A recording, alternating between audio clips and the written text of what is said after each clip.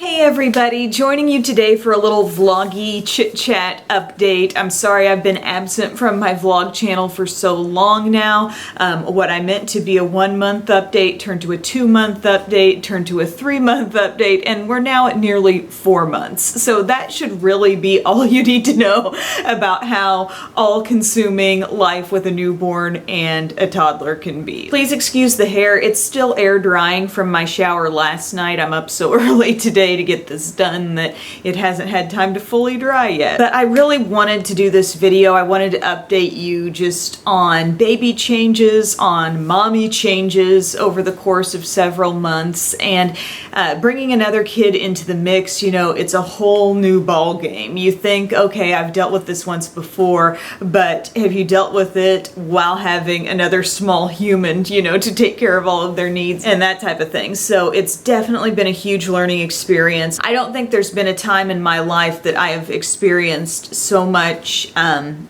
personal growth as what I've experienced these past 3 to 4 months. On one hand, it's just the physical, like just having the energy to do what you need to do over the course of the day, and sometimes you're not getting hardly any sleep, and just being able to push through and just do as good as you can do. That's one side of things. But also having my YouTube channel on the other side, where I really feel motivated to try to keep things going there, but there are some days where it's so hard to fit everything in. And yeah, I've had these moments where I've cried to Tyler, I've cried to my mom, and I'm thinking, like, I don't know that I can fit everything in my life that I want to be there, because obviously these little children are this spectacular thing, and they are my everything. You know, they are top priority. It's absolutely the biggest blessing ever.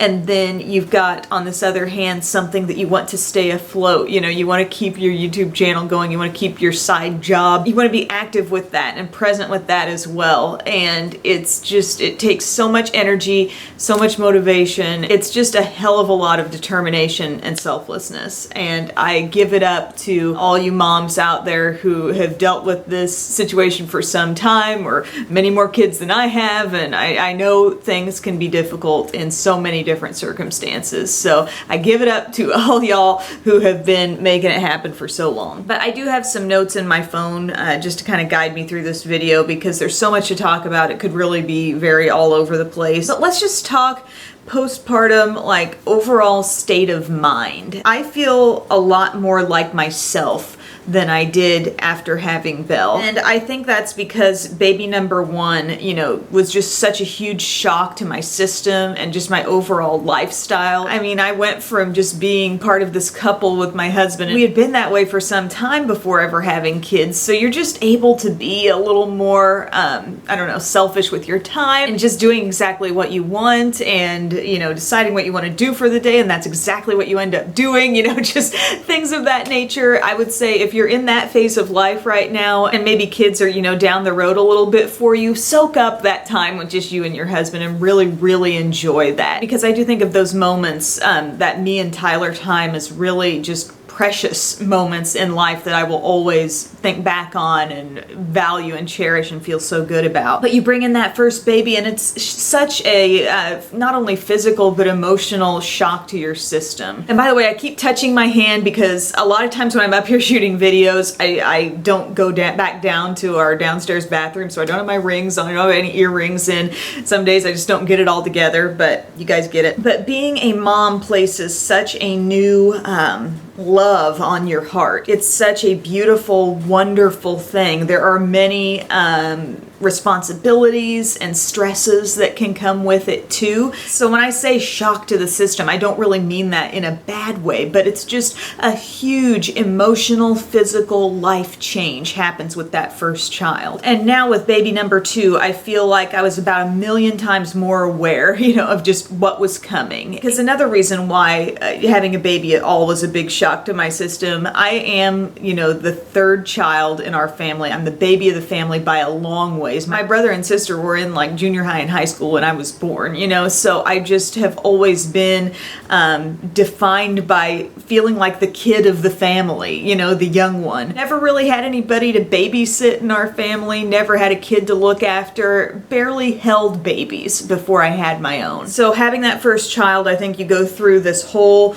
just round of personal growth that is huge and wonderful. I love what being a mom has done for my soul. You know what I'm saying? Like it's been so great. But now having baby number 2, you just have, like I said, a lot more awareness of what's coming around the corner, and a lot more confidence. That's maybe the biggest change from mom to just Belle and now mom to Belle and Eve. I feel so much more confident in myself, and that's not me like patting myself on the back like you're world's greatest mom. No, it's just that I know that I can do this. You know, on those days where you're like, oh my gosh, I didn't get any sleep. How am I possibly going to get through this? It's like I have that little voice in the back of my head cheering me on like I maybe didn't have the first time. And it's just kind of having that light at the end of the tunnel, you know, knowing that maybe just because you're struggling with this or that baby-wise right now, like that's a moment in time, and that moment won't be here forever. So you do want to soak up, you know, your baby in this state when they are little, because they will never be that way again. Going from a mom of 1 to 2, I would say, is more of a physical challenge, just because you're trying to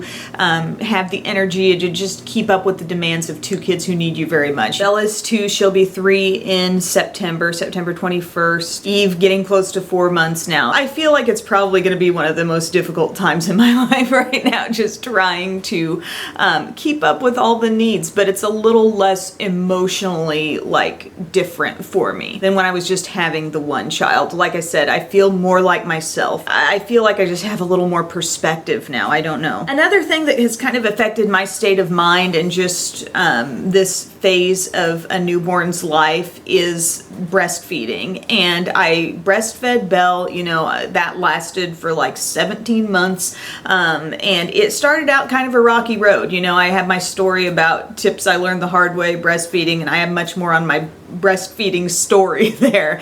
But it's been a much easier go of it with Eve. I mean, I felt like it was painful maybe for the first couple weeks, and then it just got into this very easy, non-painful, wonderful thing. And I think that can affect your state of mind greatly. When I was struggling and feeling excruciating pain nursing Belle every 2 hours of her early life, like that was a lot emotionally. That was a lot to get through. I think back to those days and I just want to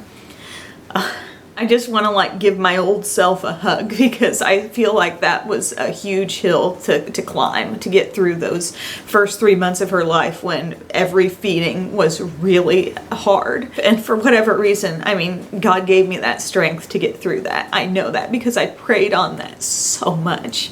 I'm sorry, I'm getting so emotional here, and I'm not out there to judge anybody's feeding methods. You know, I always hope to get on the internet and not be judged. Isn't that ridiculous? But I truly am not here to judge anybody else or change anybody else's parenting methods. But to me, you know, I just felt like I really wanted to be able to nurse her, and I just felt like with her weight gain, you know, with Belle, she was thriving. She was doing so well, even though it was paining me so much to feed her every time.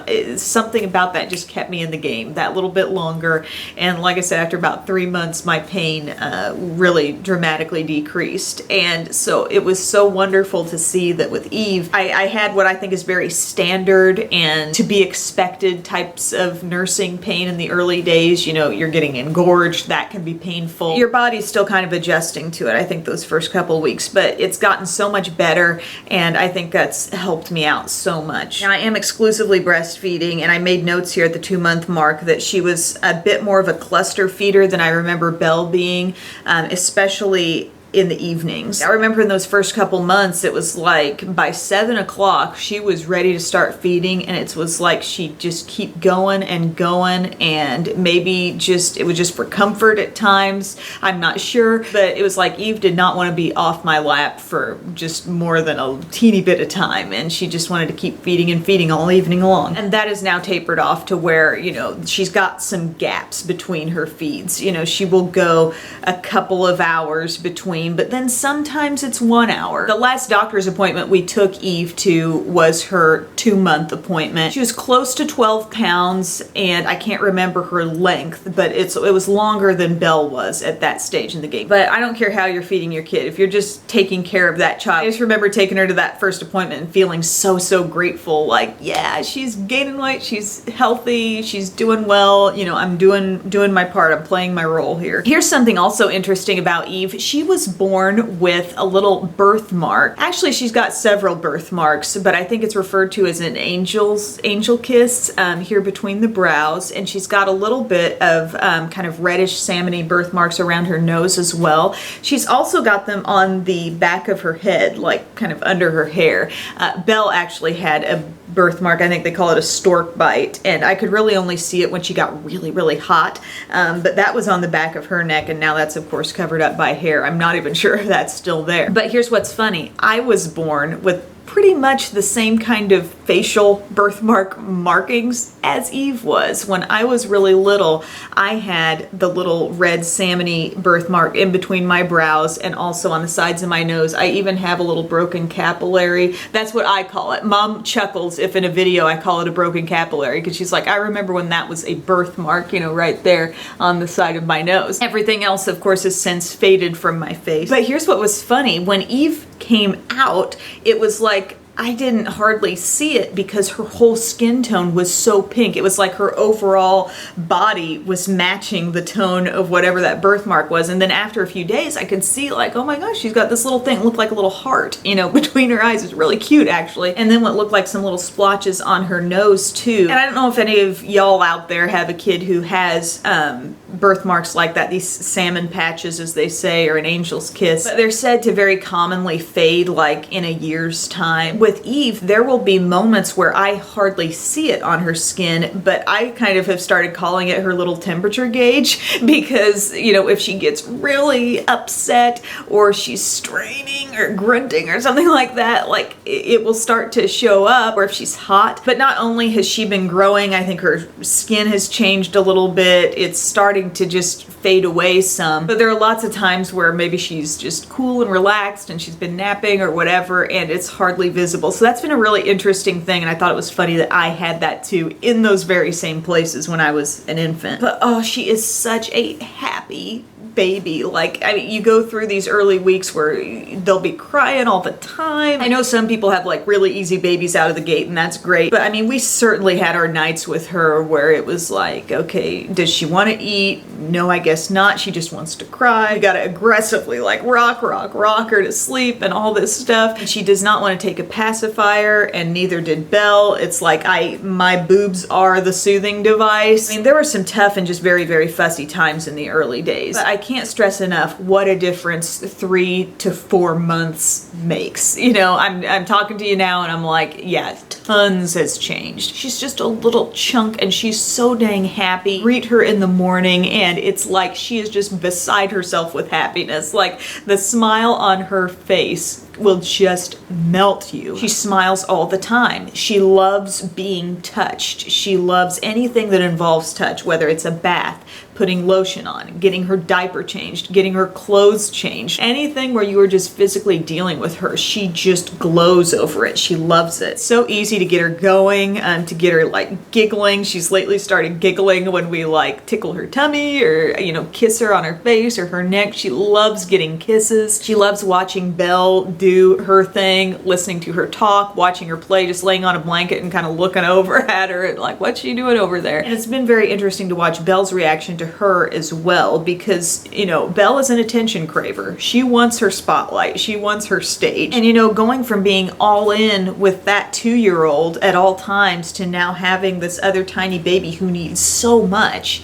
it's how do you juggle the two? And I'm learning more about it every day, and I've definitely had my mind set on take one day at a time. Don't look at this as this span of years or months where you're going to have 2 young kids and they're both going to be young at the same time, and how do I possibly accomplish all this? Look at it one day, 1 hour, one situation at a time, I think is really important. And there are times where I know Belle gets frustrated because she's wanting to play, and she's like, Mommy, you know, are you holding Eve? And she'll ask me that, and I'll know that she's maybe feeling a little bit pained when she asks that. I'd rather you be down here on the floor playing with me right now. I'm like, yeah, I'm feeding her, and I remind her so much, like, this is just the way I fed you when you were a little baby, or, you know, you just ate your lunch, now she's having hers. And I do so much, like, back and forth with Belle while I'm sitting in the chair nursing Eve, because those are the main moments where, like, I can't possibly be as hands-on with Belle as I want to be, you know? So we talk a lot when she's playing with her little people. Like, little people, by the way,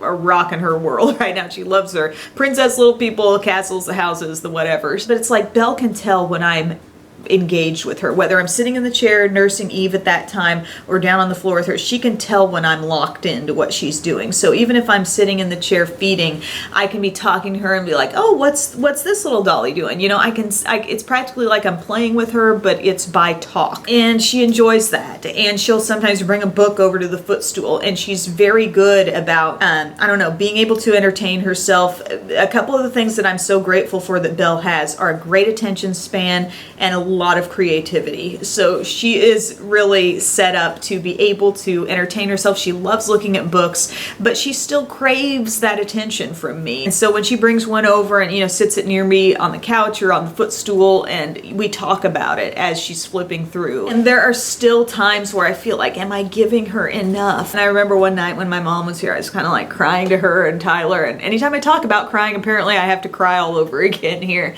But I was like, you know, how do I give her enough? Am I doing enough for her? And you know what they assured me of, and I think it's very important to keep in mind, like, it's making her a better person to understand that there is another little human in this world who needs the attention too. You know, she might be changing. She's leaving that phase of life where she was the only one here, you know. And she's becoming more aware that she's not the only thing with needs in this world, and that's a good thing. And I have to remind myself of that. But I've noticed some big time maturing coming from this little 2-year-old. And even though she has her spells and she has her situations where it's like she wants it her way and she's gonna have a tantrum and there's going to be a timeout. But one big challenge that I think is still kind of a challenge for me is sort of figuring out feeding. Like when it's time for me to get Belle's lunch ready and I'm chopping up the fruits and the vegetables and everything, and hoping that that's not the moment Eve's going to decide to wail and think she needs to be fed at that very same moment, right? So that's been kind of tricky,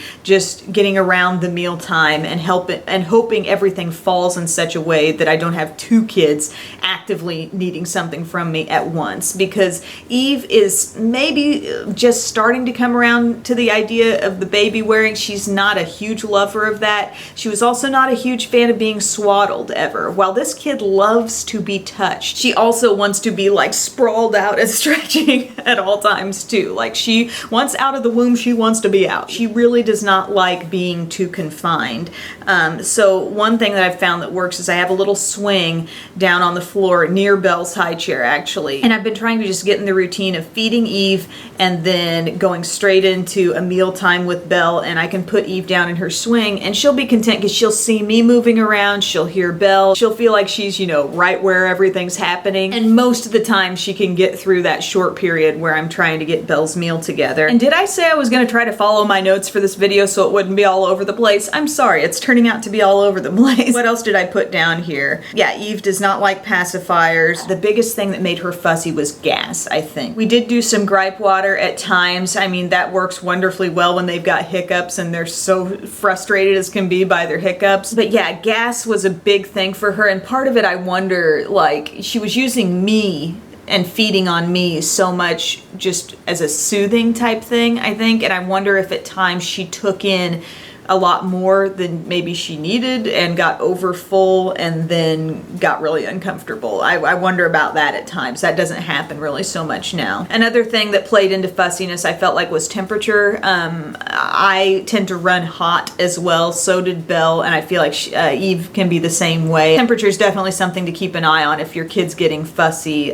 think about, is it too hot for her? Do I need to get her out of that full body onesie for a minute? She loves bath time. She seems to be okay in the car, but does not like stopping at the drive-thru. She doesn't like the car to stop, basically. Loves looking at faces, absolutely studies faces. I feel like that kid is like looking into my soul when she looks at me. She does have now even more than when I took these notes at like 2 months. Very content with some pretty long wakeful periods. It's like, you just keep showing me stuff, woman, I'll keep laying here happy. Like, she likes to look at books, she likes to just be shown toys, or gets a lot of contentment just simply out of watching Belle play. From the get-go, lots of stretching, lots of just seeing those legs just stretch out, kicking, grunting, making noise of any kind. I feel like maybe she's a little bit noisier than Belle was at this age, and part of that might be just this real desire to communicate with everyone because she's got this little sister that she loves to watch and she really wants to be part of it. Or this big sister she's watching, I should say. Just talking about routines in general, I took a little note here and I'm just going to read what I wrote down. Don't start getting freaked out if you hear that so-and-so has their kids on some sort of routine and you're not even close yet. You have to think of it like a line graph, okay? It's maybe overall going to be going up, but there's going to be some dips along the way. You know, it's a step forward and a couple steps back sometimes with getting into that routine, like a sleep routine or whatever it might be. Whoa, a deer just ran past my window. There will be whole days where I feel like I'm not getting anything done. I remember this feeling so much with newborn Belle too. It was like, I did not get the dishes done. I did not clean anything up today. I did not definitely get a video shot today. I didn't get blah, blah, blah done. Taking care of that baby is a ton that you just got done. You know, you deserve a huge pat on the back for getting through that day and taking care of countless needs. Also remind yourself that tomorrow is another day and odds are it'll be different. Like, if you don't like the way today went, just wait, because tomorrow could be a totally different type of day. Newborns, infants can be so different just day to day. And as far as when I shoot videos, those first couple of months, it was the hardest because I was so used to being able to come up here in the mornings and have at least a few hours of time while Belle would still be sleeping, get stuff done. And Eve, while, you know, yeah, sure, baby's got to get their sleep, she was still kind of unpredictable as to when she was going to wake up. She might wake up at like 4 or something and need to be fed and then back down, and then maybe you want it right at 6 again, and I was in the middle of doing something, and so it'd be hard. So I felt like I couldn't really count on my weekday mornings if I was here alone or Tyler's in the middle of getting ready for work. I couldn't count on that time in those earliest months as video shooting time. I did a lot of stuff during the weekends or when my parents would be visiting, when I had extra hands on deck, you know. Even though I was the only one who could really feed her, I still had other people. Oh, intermittent rain will begin around 7:13 a.m.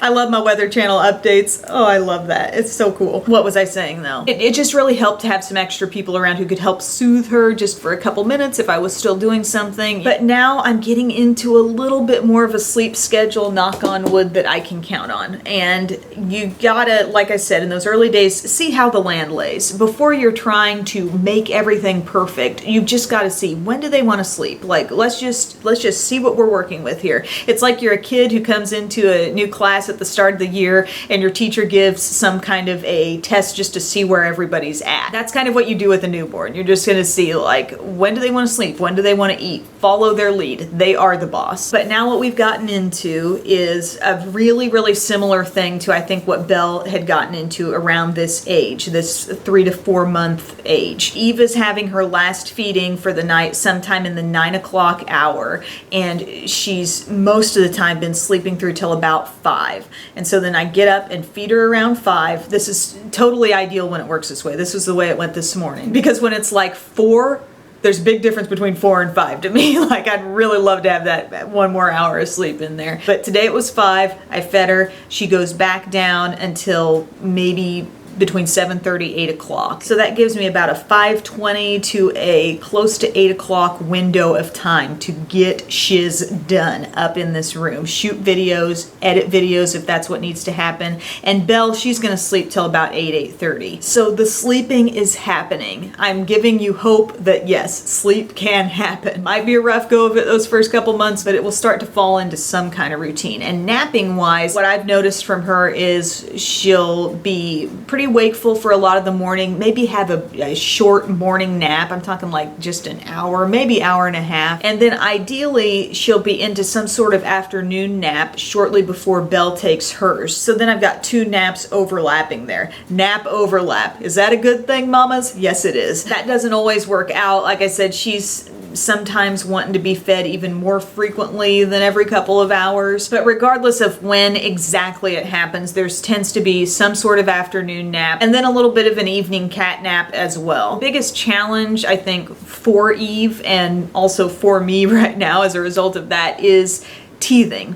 She's starting to teeth, she's starting to drool a ton and starting to sometimes get really fussy before I feed her. Like she'll start to latch on, and I remember Belle did it the very same way. It was like it hurt her to do that initial latching on, waiting for the milk to let down for a few seconds there, and that really bugs her sometimes. So I've really got to try my best to get her calmed down, and then she goes for it. But I mean, you got this kid who just loves to smile at all times, and then you can tell something's bothering her. She's always got her hands in her mouth. Sometimes it's her little thumb, but a lot of times it's all of her fingers, if not nearly her whole fist in her mouth.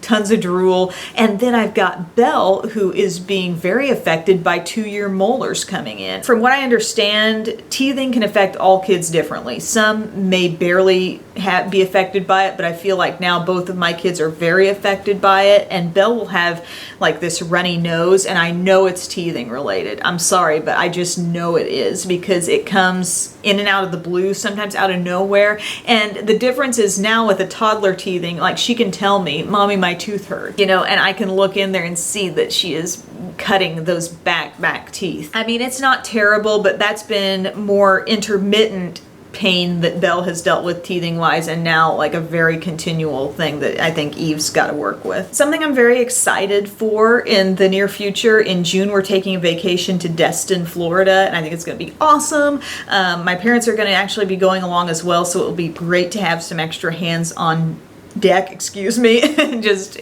doing baby help while we're there. Now I am exactly at my pre-baby weight right now, so yay for that. I'm not really patting myself on the back big time because I don't feel like I've done a lot other than nursing to really help that along. I mean, I've started trying to get a little bit of workout in every day. Like I'm just talking stuff on the living room floor that I can do, like push-ups and crunches. But let's face it, the bulk of what's taken any sort of weight off of me has been the nursing. But the reason I mentioned the vacation is that I would like to take off like another 5 pounds, maybe 5 to 7 or 8 pounds before that trip. I think that'd be really nice. I think Mama would feel even better about herself in a swimsuit if she could do that. So that is kind of on my radar there. And then another last little thing to mention in this video, getting out. I think we all have different limits in terms of feeling like, oh my gosh, I need to get out of this house and just have some alone time and not be grabbed or sucked on by somebody. Like I definitely have that feeling. I really think that once a week I need to fly the coop for just a short period of time and just stroll through Target or heck, even Walgreens. I don't really care where it is, but just, somewhere to just get yourself out, clear your mind, have some coffee, do something. It's like a little reset button. And heck, your standards really do change becoming a mom, because even just an uninterrupted shower, like it feels so good. You really kind of go back to appreciating big time all the little things. And I think that's great, but trying to find some little time when you can get out, and Tyler is very, very good with them, and if he's here, by himself and dealing with both of them, he can hack it. He's just been an incredible partner in all of this. I could not do it without him. I mean, he is at work working long days, but when he is home, he is so all in. He is so present with them both, and I could not ask for a better partner with me in all this. And he has been so encouraging to me if I'm down on myself, if I'm feeling like, gosh, I didn't do this well enough, or this day didn't go so great. Like, he is just this huge cheerleader for me. I mean, I can be hard on myself sometimes, and when I feel like I'm not being productive enough, that's when I can really get hard on myself. Like, oh, I meant to shoot a video today, but I couldn't get it done, and like I really wanted to do this or that. And he is so on my side. Oh, I'm sorry. I did not mean to get so emotional, you know, in this video, but it's what's happening. I'm sorry. But yeah, Bubba's a rock star. I'm so grateful for him in my life. I'm lucky to have somebody around who gets me, who understands, and who is just a by nature really naturally good dad. But anyway, guys, I can't think of anything else to talk about. Heck, I can't even remember what I started talking about at the start of this video to think about it, if I covered everything or not. If you've got questions, please tell me in the comments section. I am yearning to vlog more, not just like sit down to the camera vlogs, but like kind of take the camera around with my life type vlogs. If I can do it, I would really like to, but this video, this update video, was something I totally wanted to kind of get out of the way before I moved on to something else like that. But anyways, thank you guys so much for watching, for taking an interest, for being so supportive of me during this time as I'm a new mom of 2 kids. It is much appreciated, and I will see you in the next video. Bye.